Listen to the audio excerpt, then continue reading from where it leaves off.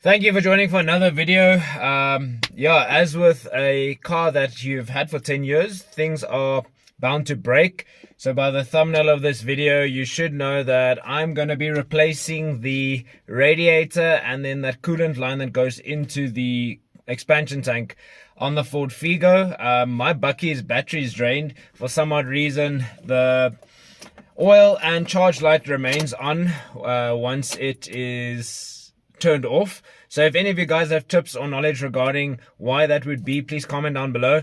But I need to go pick up the radiator quickly. I ordered it through Takealot, so let's hold thumbs and cross fingers that it is the right part. I'll check you guys when I pick up the part. Okay guys, just got to the Takealot pickup point that's close to my house. Now we're about to see if this radiator is correct. Well, I guess we'll only be able to see once I get home, but we gotta pick up our part. So this is a crisp radiator. I've never heard of this brand before, but we'll get home, open it up, and just compare and see if it is the right part. I'm hoping so, because I need to get that in within the next 2 hours so I can use the car. Otherwise, I have to make an alternative plan to get to rugby trading. So I'll rejoin you guys once I get home, open up this box, and see if we've got the right part. Guys, here's the other part or piece to the puzzle of what I need to replace on the cooling system today. It's that little part that clips into the water bottle. The car is without water currently, so I need to push it into the garage so I can get started on stripping. I'm going to have to remove my front bumper because my front grille is fastened to the bumper itself. In your case, you'll be able to clip out your front grille if you have the standard grille. But I'm going to move the car in and we're going to get started on stripping.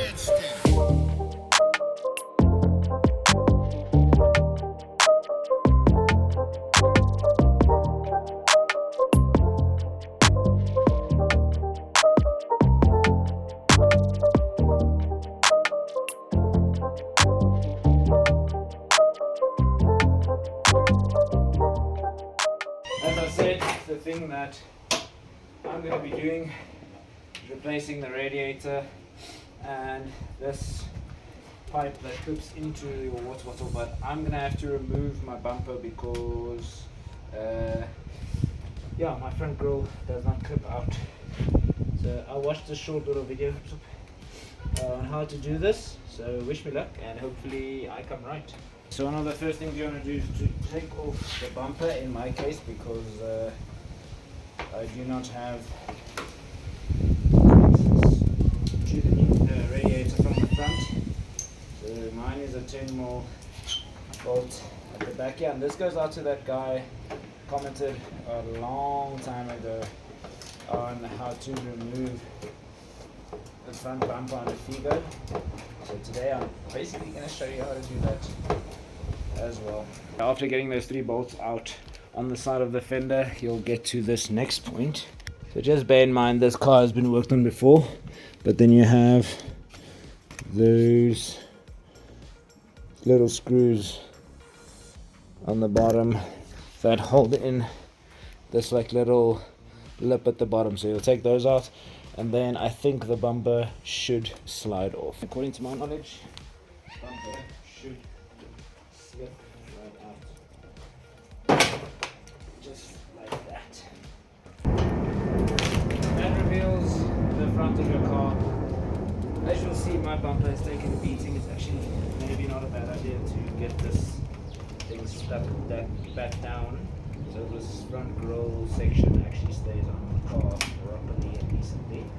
But we'll see if we can get around to that. My nicest plate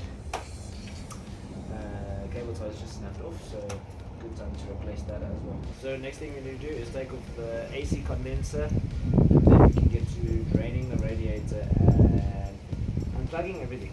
To remove the AC condenser, what you want to do is get yourself an 8mm socket right there. Prepare a 10mm socket because we're going to be taking off this support that holds the radiator in. And then, as you guys can see, the guys who originally repaired my car after the first accident that I had, they didn't replace the parts correctly with the right hardware. So that is why there's only 1 screw in each hole. But hey, the car still drives, so I'm just happy that it does that. But let's get to taking out this condenser. Actually, I haven't driven the car out a front bumper since I had the accident way back in 2017, so it's a bit of a strange sighting seeing it like this. It doesn't look that great without lumber. One bolt out.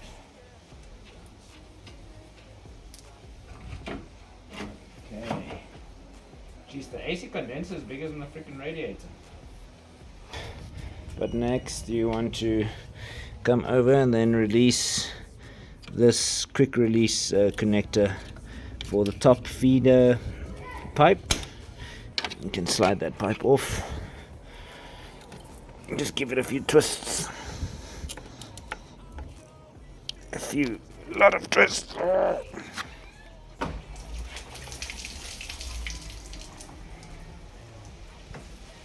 Almost got my shoes full empty. And then get yourself a pliers. Disconnect the bottom pipe here. Got the bottom clamp off. Let's see if we're gonna have more antifreeze on ourselves. Yes, indeed. Grab your tin. Then there is one bolt on each side here, which holds the radiator in place. Just glad that I changed jackets because that light one would have been pretty much ruined. That is the antifreeze.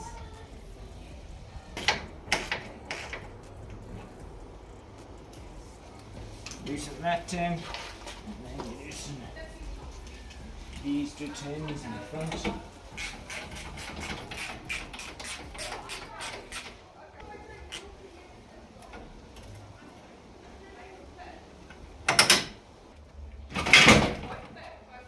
There she goes, guys. Hopefully nothing broke. The only thing I think I'm gonna have a problem with is getting off the fan shroud. Lift up the AC condenser and try hold it in place in some way, shape or form.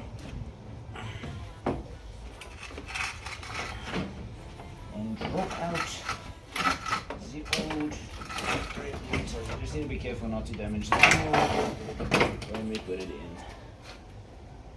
A few bugs have splattered over this one over the years. You take these rubbers off because they are being reused. That one, and then just to take out the fan shroud. Then you're also taking off these two grommets. You'll see over there and on top and on this side these two little things, so you just pull back this slightly and then the fan shroud slips right off. The big question right now is whether or not the one that I bought off Takealot is indeed the correct one. So let's get some unboxing action for you guys.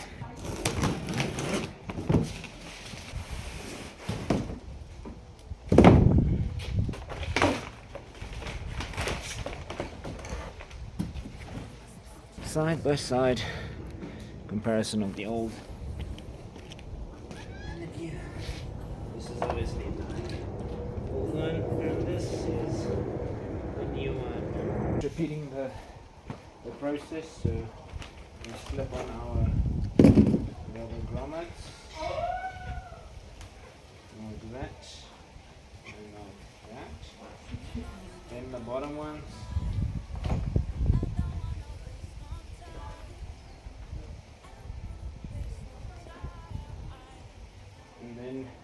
I'm gonna slide the fan shroud in afterwards just to protect the new radiator.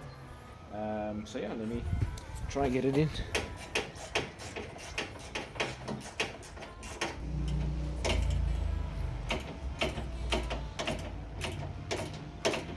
She's looking halfway back together, so I got the new radiator and the condenser back in.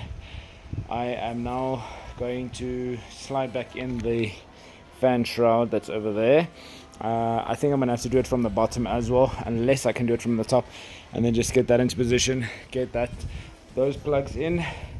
Then while the bumper's off, I'm just gonna connect the pipes back, and up next I am going to put back the pipes and then start bleeding.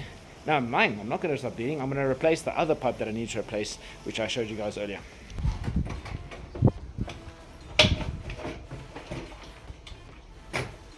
Emphasis on should. The next day. Good morning everyone. Day 2 of replacing the radiator. I only had about 2 hours yesterday to do this, so I didn't finish up. I still need to put in the radiator shroud, so that's what I'm going to get up to next. It is a very chilly morning, but we will continue. As you can see, the front bumper is still off the car. I will put that back. I need to put some new cable ties for my number plate, and then I'll be making a little shorts video of how to remove that bumper, just for in case those of you that want to do it but don't want to watch this whole full video. I'm going to jump straight into it, getting the shroud in. So what I ended up doing was jacking up the car slightly just to give some height so I can slide this radiator in a bit better. So see if it's jacked high enough right now.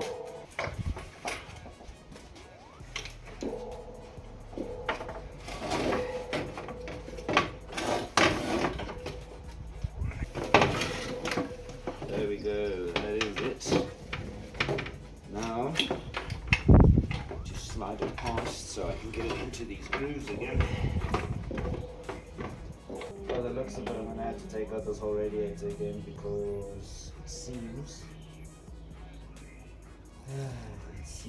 that there's just not enough space for us to slide in. It's okay, luckily we know how to do that now. So I got the radiator back out. What you want to do is take your fan shroud and slide this in before you put it back into the car, because once it's in there you're not going to have space to get it slid in the way that the Ford Figo's shroud and stuff is designed. Go. Both sides in. Now we can get it back in and reverse the process. I really think jacking up the car is one step or process that I missed. It definitely does make a difference in regards to how easily you are able to get the radiator in.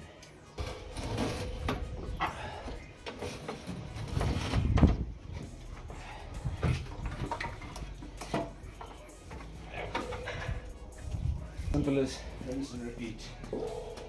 Get this slid into place, and then we put on this bottom bracket to get everything held in.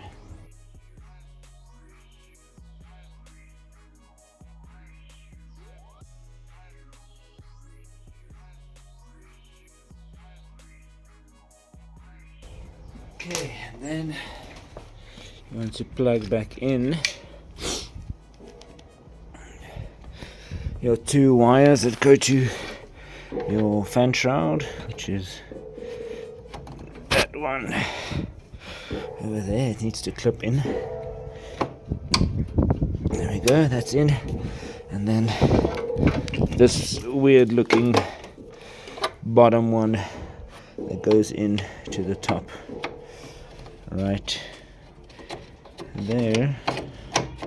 And now we need to connect back our upper pipe and our lower pipe down there, and then we can fill up the system. So the next part is to replace this little pipe that plugs into your coolant bottle over there. So this thing also is like 450 bucks. As you guys know, my air filter box doesn't have its screws in, so it's just as simple as pulling that out. Pulling out a little breather. After you removed your air filter box, you'll see this pipe.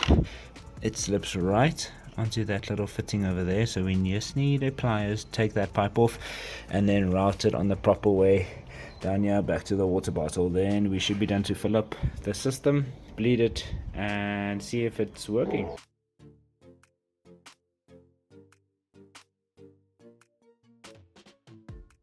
There we go, off she is. Okay, and we get the new one in. Always good, don't throw away these little pipes like that's on the end, because you might need them sometimes.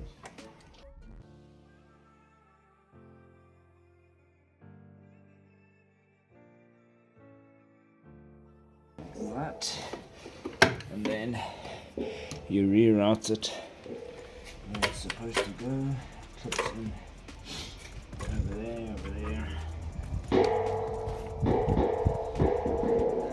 Here.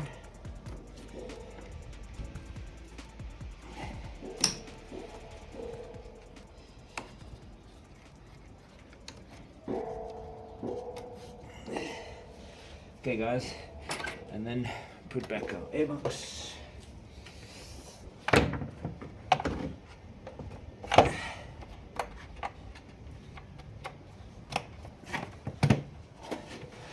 Intake pipe, and then we are ready to bleed the system. Now, fun interesting fact about the new radiator, which I got to see, is there's actually over, you're going to be able to see now, right over there, yeah, there, so that screw down there is your breather, or your screw to basically let air out the system of the new radiator. So I'm going to top up the water bottle as much as I can, and then see how long it takes to bleed the system. I would have put in all the fluid and messed all of it on the ground because I forgot to connect my bottom pipe. Oh no. Oh. Got so busy I forgot I connected that one. Okay, let's get some antifreeze.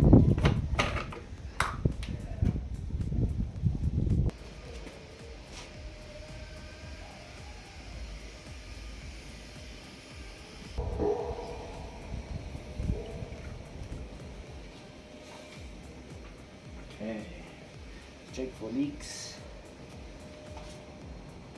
I don't see any so far, so which means we did a good job, lads.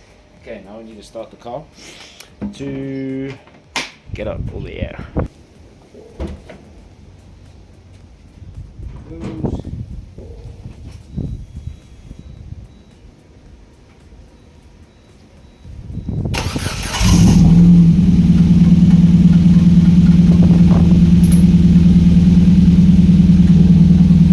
One eternity later.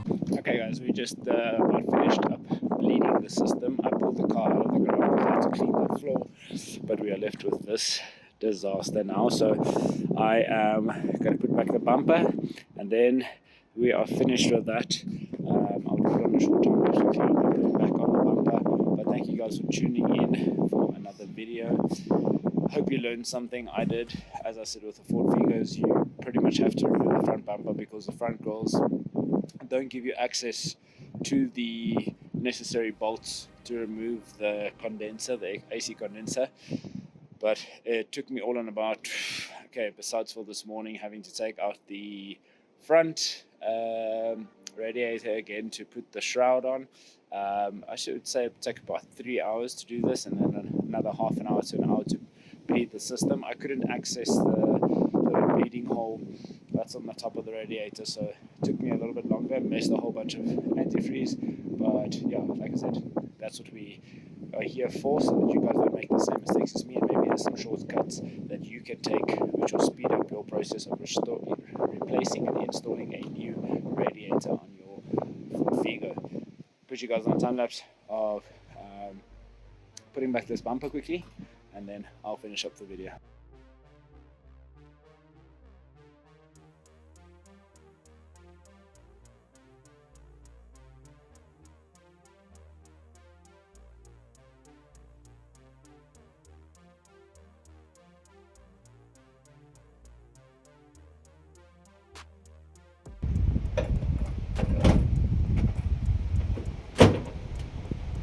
there you go guys, that finishes up our video of how to install a radiator and the coolant line that goes into your expansion tank.